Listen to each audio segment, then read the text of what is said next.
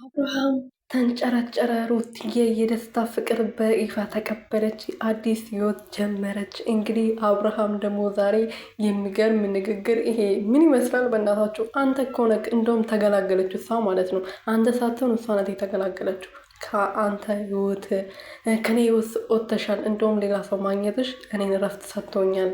ህይወቴን ከምትበጠብጪው ሰላም አግኝቻለሁ ይላል ማለት ነው። አያፍርም። እሷ እንደውም እሷ ናት የተገላገለችው። ተገላገለች ከአንተ በመውጣቷ፣ ከአንተ ህይወት በመውጣቷ ማለት ነው። እረፍት አገኘች ማለት ነው።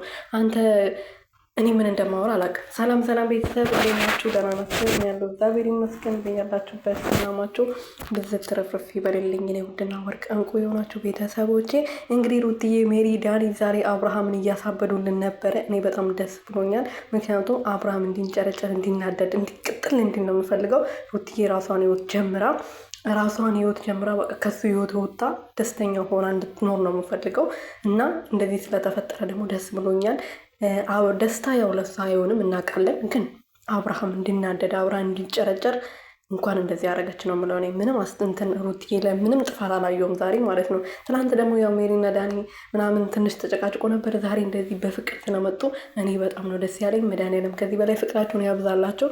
መራራቅ የለባቸውም። እነሱ ሲራራቁ በጣም ብዙ ጠላቶች የሚደሰቱ አሉና እነሱ አንድ ሲሆኑ ነው ደስ የሚለው ማለት ነው ለሁሉም ሰው በተለይ